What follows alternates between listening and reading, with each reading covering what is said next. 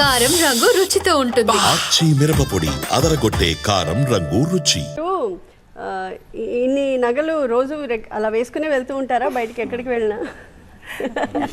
కాదు కదా. Okay, but security ఎలాగా మీకు ఎలా జాగ్రత్త పడుతూ ఉంటారు వాటిని? ఉంటారండి, దానికంటూ ఉంటారా మనుషులు?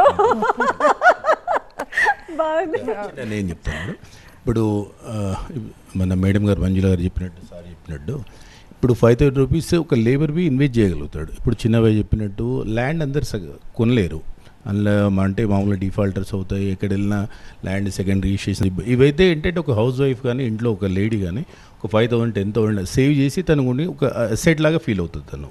ఇప్పుడు మేమే సర్ప్రైజ్ అవుతాం, ఇంట్లో సేవింగ్ చేసి సడన్గా షాప్కి వెళ్తారు, ఏదో పర్చేజ్ చేసుకొస్తారు, కొద్దిగా షార్ట్ అయిందంటే మనం ఏం షార్ట్ అయిందంటే అరే మేమే సర్ప్రైజ్ అవుతాం.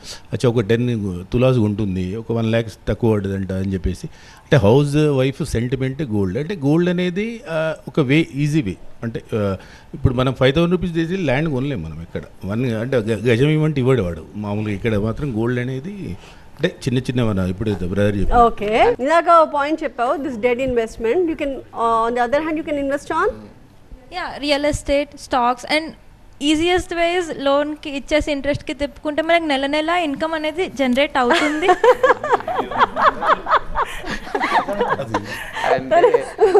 ఇన్ని ఆల్టర్నేటివ్స్ ఉన్నప్పుడు గోల్డ్లోనే ఎందుకు పెట్టాలి? Gold is just an ornament మనకి.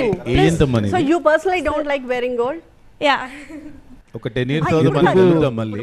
నువ్వే 10-15 years తర్వాత తనే చెప్తుంది. ఇంట్రెస్ట్ ఇవ్వడం అంటే 3-4 months ఇస్తారమ్మా. 5th month నుంచి అంటే మనకి క్లాషెస్ వస్తాయి, వాడు ఇంట్రెస్ట్ ఇయ్యడు, అవన్నీ కాదు, అవన్నీ రెంట్స్ అవన్నీ. ఓకే, ఎక్స్పీరియన్స్ తో తెలుసుకుంటుందంటారు. ఓకే.